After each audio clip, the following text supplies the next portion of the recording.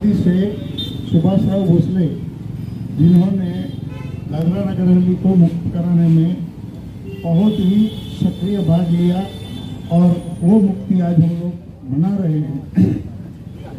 जब आज़ाद हुआ, मेरा घर यहाँ से 200 मीटर पर है, उस वक्त मैं 2.25 साल का था। लेकिन जो हमको बाकी लोगों ने बताया कि भाई पोर्चुगीज को तो हम लोग ने फटाके फोड़ के भगाए थे, लेकिन वो फटाका फोड़ने की दियानत किसकी थी, वो सोच किसकी थी कि किस तरह से इस प्रदेश के ऊपर कब्जा किया जाए, मतलब यहाँ के लोगों को मुक्त किया जाए। हमारे कोई रिश्तेदार उस वक्त समझो बलसार से, धर्मपुर से, सूरत से आने वाले थे, तो हमको पिपरिया में चेकपोस्ट पे बताना पड़ता था कि यहाँ हमारा 2 आदमी रिश्तेदार आ रहा है, उसको 2 दिन के लिए 3 दिन के लिए आने देना। तब वो नाम हम लिखा के आते थे तो आने देते थे। ये परिस्थिति थी। आज़ाद हुए गोमंतकवादी लोगों की वजह से, दादरा नगर हवेली के लोगों से, लेकिन आज़ाद होने के बाद में 1961 में 15 अगस्त को पंडित जवाहरलाल नेहरू ने अपने भाषण में ये जाहिर किया कि दादरा नगर हवेली भारत संघ का एक भाग हो गया। तो हमारे लिए वो दिन गर्व की बात थी, उस पर कोई शंका नहीं है। लेकिन मैंने जो सिलवास देखा था वो 50 घर का एक 8-5, 10-10 घर का जो बटा हुआ है, मतलब 4-5 फलिया का एक सिलवास था। आज 80,000 घर का सिलवास सिटी मैंने खुद अपनी नज़र से देखा है। विकास नहीं हुआ ऐसा नहीं है, विकास तो हुआ है, लेकिन राष्ट्रीय स्वयं सेवक संघ की एक भावना है देश के लिए कि हमें राम राज्य लाना है, हमें भ्रष्टाचार और भयमुक्त देश को बनाना है।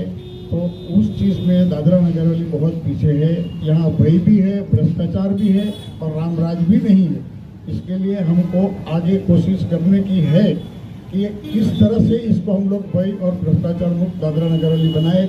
आज 72वें मुक्ति दिवस के ऊपर मेरी पूरे दादरा नगर हवेली की जनता को खूब खूब शुभेच्छा। और जो राष्ट्रीय स्वयं संघ ने ये प्रोग्राम करके मेरे को 2 मिनट बोलने का मौका दिया, उसके लिए मैं बहुत बहुत उनका आभारी हूँ। जय भारत माता की, भारत माता की। गोमांतक दल के सुधीर फड़के जी, स्वर्गीय सुधीर फड़के जी, स्वर्गीय नाना काजरेकर जी, वो पहली बार यहाँ पे दादरा नगर हवेली में आए थे। इनको यहाँ पे लिबरेशन करवाना था पोर्चुगीज़ों से, पोर्चुगीज शासन से। तो यहाँ एक तैयारी करनी होती है। ये सारे जो है वो उस टाइम हमारा भारतीय स्वयंसेवक संघ हुआ करता था, जो आज हम राष्ट्रीय स्वयंसेवक संघ जिसे हम बोलते हैं, वो भारतीय स्वयंसेवक संघ होता था। उनके कार्यकर्ता थे। उन्होंने यहाँ आके भौगोलिक यहाँ की परिस्थिति, यहाँ के लोगों को मिलना और उसमें आज मुझे बहुत खुशी हो रही है कि मेरे फादर भी, मेरे पिता जो स्वर्गीय भिखुभाई पंड्या, जो ये रोड उनके नाम की ही है, वो भी उनमें शामिल हुए। फिर ये एक आदिवासी विस्तार है। अब यहाँ बहुत कम लोग ऐसे थे कि जिनको ऐसा इस मुहिम में शामिल किया जाए। वैसे हमारे स्वर्गीय दत्तात्रेय गोडसे जी और नारू दादा करके जो हमारे थे वो, और कई जो स्वतंत्र सेनानी यहाँ पे रगला हाटिया थे, संजीव भाई, रूपजी भाई डेलकर थे, फिर गोदावरी बेन, तो ये सारे इस मुहिम में शामिल धीरे धीरे रगला हटिया करके एक था। तो ये सारे लोग एक साथ में मिलके कि भाई हमें किस तरह से क्या करना है। नाना काजरेकर ने, स्वर्गीय नाना काजरेकर ने एक भिखारी का वेश लेके पूरे प्रदेश का भ्रमण किया कि भाई हम कहाँ से आ सकते हैं, कहाँ जा सकते हैं और क्या कर सकते हैं। और ये 1952 से ये मुहिम चालू की थी और उन्होंने और उनके जो महाराष्ट्र से आए हुए हमारे संघ के स्वतंत्र सेनानियों के साथ मिलकर और यहाँ के लोकल जो हमारे गाइडेंस थे, उनके स्वतंत्र सेनानी साथी मित्र, उनको साथ मिलकर दादरा को पहले उन्होंने आज़ाद करवाया, इसीलिए आज भी हमारा प्रदेश दादरा एंड नगर हवेली है।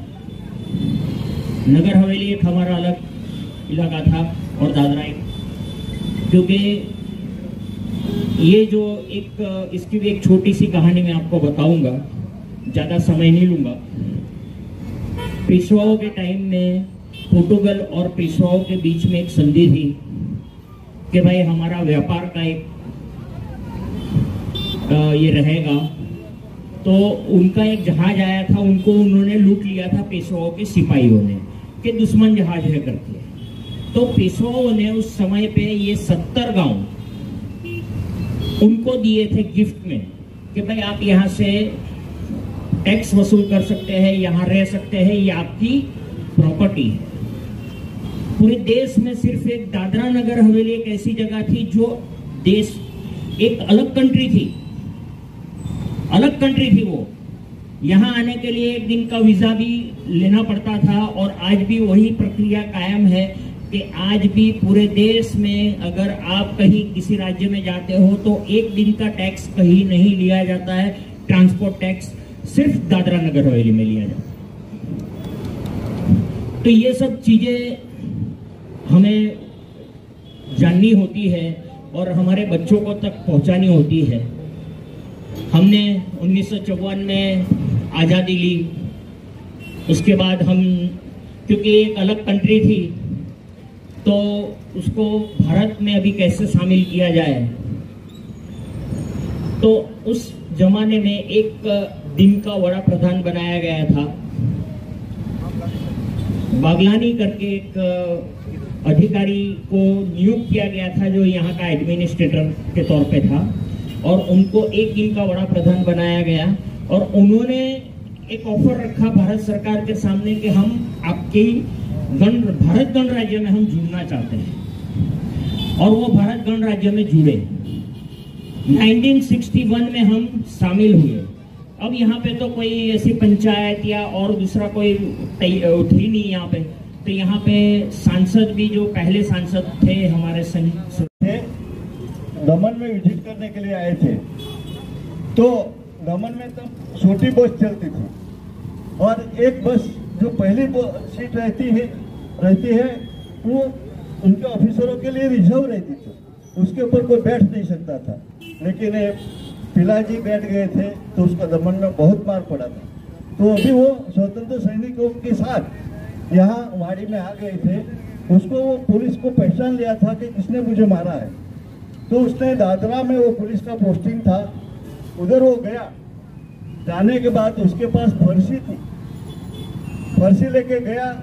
दादरा में चौकी है, वो पुलिस वाला फायरिंग कर रहा था सामने, वो पीछे से बारी में से घुस गया, उसको कत्ल कर दिया, उधर ही मार दिया। उसके बाद एक पोर्तुगीज से सब डर गए। उसके बाद वो घरेलू होके, नदी में पानी बहुत था तब, 2 अगस्त में पानी रहता है इधर, कहने का मतलब तो वो लोगों ने, एक जवान लड़का था, उसने एक डोरी बांध के सबको 117 लोगों को इधर लेके आए। इधर लेने के बाद इधर एक हवेली थी, इनकी पुलिस की बड़ी ऊंची बंगला था, उसमें पुलिस वाला ने फायरिंग चालू कर दिया।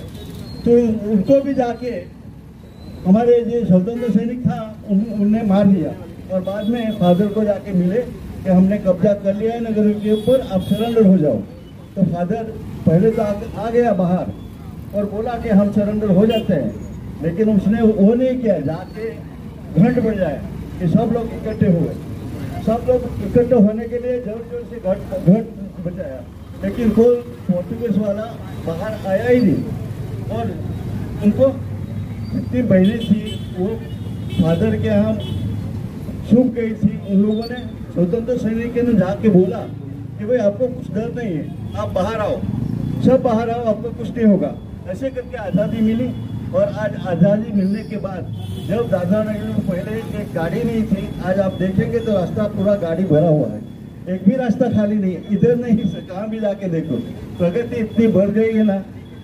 वो जो साहब ने वो पहले बोले, उसने बोला टैक्स नहीं था, टैक्स नहीं था तो इधर से बसेस दिल्ली जाती थी, कलकत्ता जाती थी, क्योंकि 35,000 तब टैक्स फ्री था। टैक्स फ्री जोन था और उधर टैक्स था, तो महाराष्ट्र और गुजरात वाले ने दिल्ली में कंप्लेंट किया कि भाई इधर टैक्स फ्री क्यों है। तो फिर 1982 में उनको ने सेल टैक्स लगा दिया और तब से गाड़ी का और ये सब टैक्स चालू हो गए। और इन बिटवीन भी इन लोगों ने क्या किया, इनकम टैक्स फ्री दे दिया। तो यहाँ पे इतनी सारी इंडस्ट्रीज आ गई ना, अभी गांव-गांव में कोई जोन नहीं है, जहाँ भी जाओ वहाँ इंडस्ट्री दिखाई देगी आपको, कोई गांव बाकी नहीं। कहने का मतलब सबको रोजी रोटी मिल रही और हमको आज़ादी का जो पर्व आज मना रहे हैं ना, सही मानिए में हम बहुत खुश हैं। ज़्यादा नहीं बोलूँगा, जो मुझे बोलने के लिए बोला था 1 मिनट में बता रहा हूँ। Thank you. पर्व है, 72 ईयर्स हो गए हैं। ये पर्व बहुत महत्व का है दादरा नगर के लिए। पोर्तुगल का शासन इधर था, पूरे देश में आज़ादी थी, पूरा देश भारत देश आज़ाद था, लेकिन इधर पोर्तुगल वाले राज करते थे। तो उड़ा के महाराष्ट्र के लोग जिनको ऐसा लगा कि इधर आज़ादी होनी चाहिए, क्यों भारत देश पूरा आज़ाद है और ये आज़ाद है, ये कैसा चलेगा ऐसा। तो उसके हिसाब से सुधीर फड़के, लता मंगेशकर, इन लोगों ने एक कमेटी बनाई और फंड रेजिंग कमेटी बनाने के बाद इन लोगों ने फंड रेज किया और बाद में इधर चढ़ाई के लिए आ गए। वो आने के बाद पहले तो इन लोगों ने क्या किया, उनके पास पूरे साधन मिली थे, पूरा इधर से इधर तक आने के लिए कोई साधन नहीं, तो कोई ट्रेन में आ गया, कोई चलते आ गया, कोई टेम्पो में आ गया, ऐसे करके 117 लोग यहाँ पे पहुँचे। और यहाँ पे एक लवासा गांव है, लवासा गांव में एक वाड़ी है, वो हेमुताई जो है ना उनकी वाड़ी थी। सभी 117 जो लोगों को उधर आसरा दिया, सबको आसरा दिया, उधर से रह के उन लोगों ने प्लानिंग